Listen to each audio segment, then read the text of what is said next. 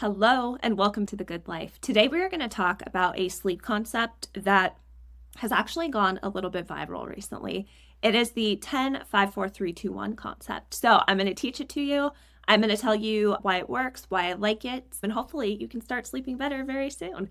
This is a pretty cool framework. It is based on sleep science, which I really like. And I do like a framework where if you want to improve your sleep and you're not sure where to start, something like this can be really helpful.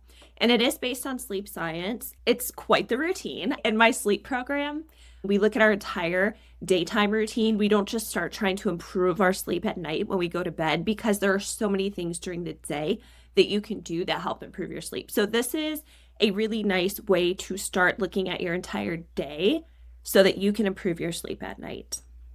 The 10 is what we're going to start with.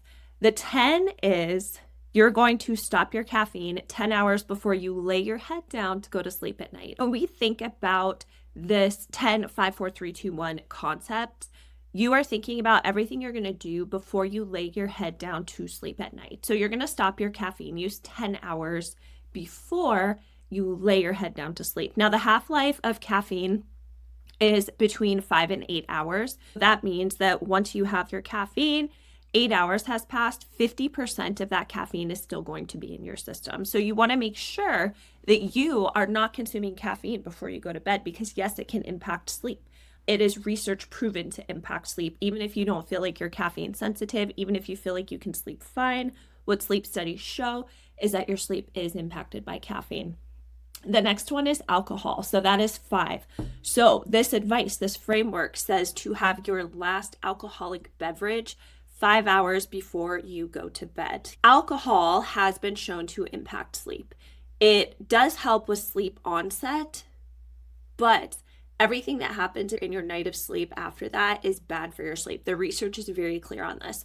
So this framework does allow for alcohol 5 hours before you go to bed. I would say no alcohol almost every night. If you want to have a good night of sleep, you want to make sure you have very little or no alcohol. But if you are going to have alcohol 5 hours before you go to sleep, which with the people I talk to, the people I work with, this is not the way that they drink alcohol. If they're drinking alcohol to improve their sleep, they're drinking alcohol to relax after a long day of work, to reduce that nervous system arousal, and to try to help with that sleep onset because they think, and a lot of people do think, that alcohol is actually good for your sleep and it helps you get a good night of sleep, which it does not. So that's the 5.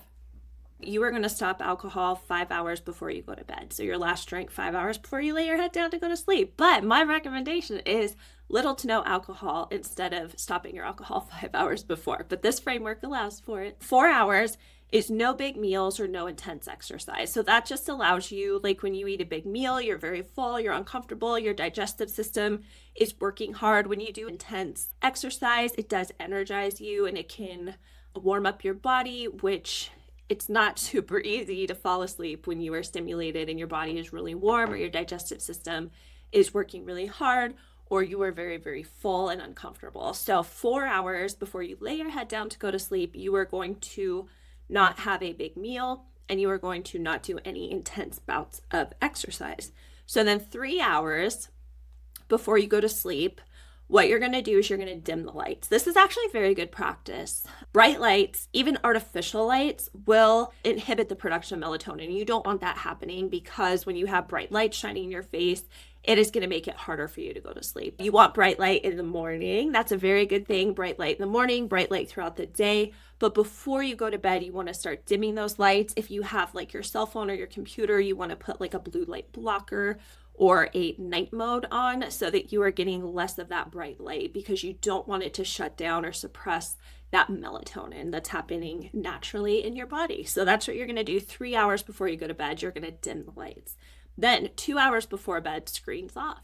This one's actually really good. So a lot of the times when we're watching things on our screens, on our phones, on the TV, on the computer, they are arousing, they are stimulating.